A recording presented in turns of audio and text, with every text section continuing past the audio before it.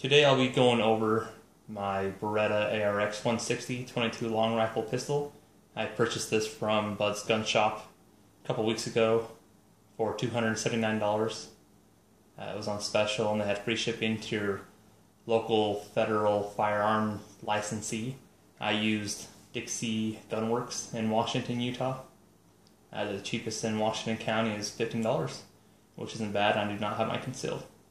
Anyways, let's get to it. It comes with this polymer box. It's pretty heavily padded, has the Beretta symbol on top. So inside, I've had it for a while, and as you can see, I've already painted it. On the bolt handle here, it comes with a piece of foam. I recommend you keep that. This guy, when I first put it back in without the piece of foam, actually tore a hole in the padding right here in the box. So I recommend you keep this guy, unless you don't care. It also comes with a lock, and this right here is a sight adjuster. I'll show you those in a second. And it also comes with the booklet. And then it comes with the typical ARX style 20 round magazine. Anyways, this was going to be a quick overview, just to show you kind of what the gun looks like, and quickly how to take it apart. On top you have your adjustable sights that are spring loaded. You can lay them down and use your Picatinny rail just to put them up. These push the side buttons here, and they pop up. To set them back down, you lay them back down, pushing the opposite side, and it goes back in. To disassemble your weapon, you first have to have a clip in, and this is per the instructions. Slide your bolt back, it locks into place. Drop your clip, slide the bolt back again, let it go forward, and then right here, which is typical of all of your ARX 160s, like the Italian that is chambered in 5.56 NATO. They typically have your burst, automatic, and single fire selector. This is just fire safety. And then you'll notice there's a spring tension disassemble selector.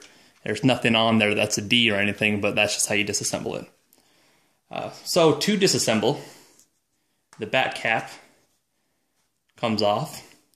Typically on the rifle version of this, it's going to be the same setup, but instead of the cap, you actually have the rest of your stock attached to this, which will fold over. Disassembly is the same for both of these. So with that, how you disassemble is you are going to hold this over in disassemble position. Actually, first you'll be putting in the guide rod block. This is how it's described, which is this in the back here. So push that in, and then you pull off your pistol grip, and the guide rod block, which is spring loaded, automatically pops up. Now to pull this out, you actually have to pull out the bolt handle, which this actually already automatically loosens once you pull the guide rod block out of the action. You can see right here that this is actually ambidextrous. It'll go into the right side as well. And then once you assemble it again, it'll stay in place. So it just pulls right out the back. They don't recommend that you take this part apart unless you need to replace the firing pin. And again, that's per the booklet. So, and again, per the booklet, to reassemble, it basically just says you do opposite of disassembling.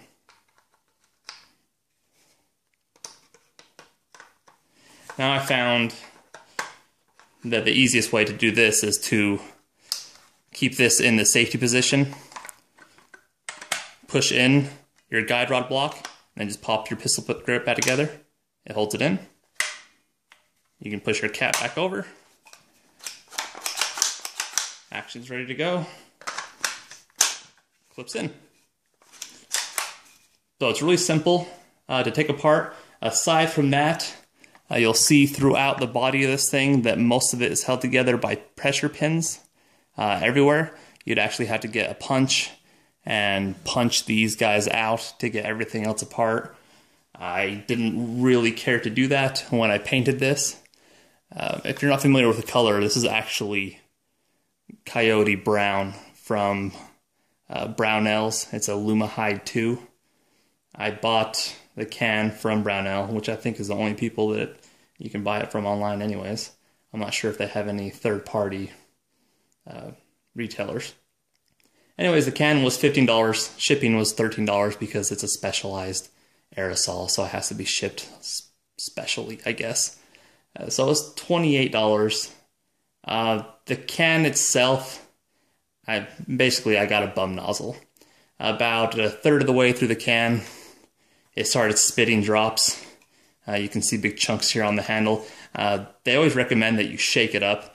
I shook the thing up for about 30 minutes. I was watching a movie and it had been inside my house for a couple of days, so it was at room temperature or a little bit warmer. It was about 75 to 80 degrees in my house. Anyways, spraying the thing down, about a third of the way through the can, it started spitting, and then the nozzle stopped working, or appeared to stop working altogether. I found that if I pushed on the side really, really hard with both hands, I could get it to spray pretty well. If you saw this up close, you could tell a lot of the parts that just don't look that great. Anyways, I let it cure for 5 days, like they recommend, in an environment with low dust, and it was warm. It's just upstairs in my unfinished attic area. So it was about 85 degrees up there. So 5 days, I thought it was good. Came down, it looks decent. I had to touch it up a little bit. I sprayed some of the Lumahide into a cup and got some touch-up brushes and kind of went along the top against where the Picatinny meets the rest of the body. But aside from that, it looks alright. I'm not really too angry about the can. It kind of sucks it was a bum nozzle, but it's going to get beat up anyways. And it's a 22, so it's not that big of a deal.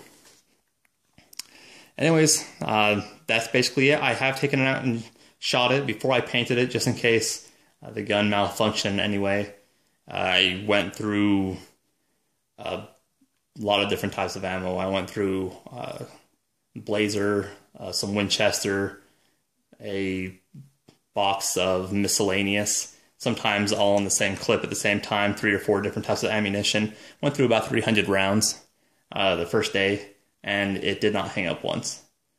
I know the Ruger 1022 is typically, it's the most popular of the rifles as far as the 22 rimfire. And that is typically known for holding up really well. I've had one and it will hang up one in every 50 to 100 rounds. This didn't at all.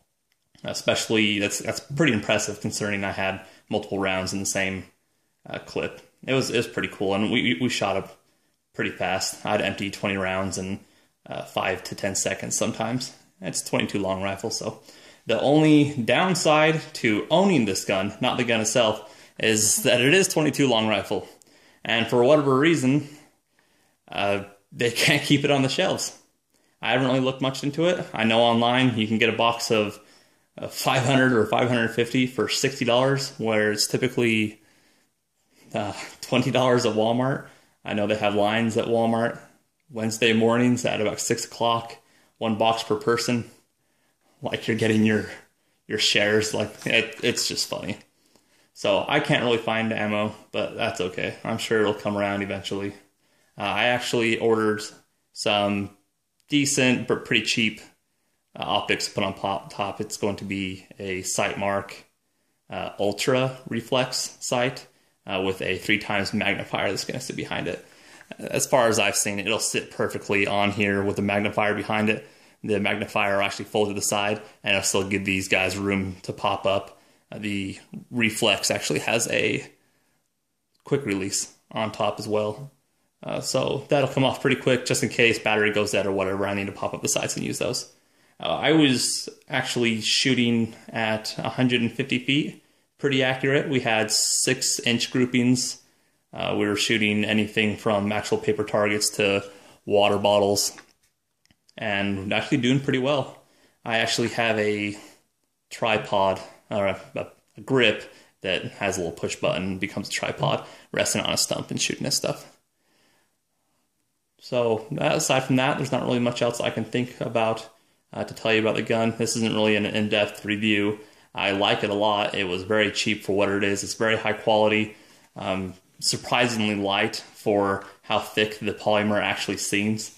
Most of the body is polymer. So far, really impressed. If you guys have any questions, you can put them in the comments section below. I'll check out the video every once in a while, see if anyone has any questions. I know there's not many YouTube videos of these online at this point. Let me know, and I'll see if I can answer them for you.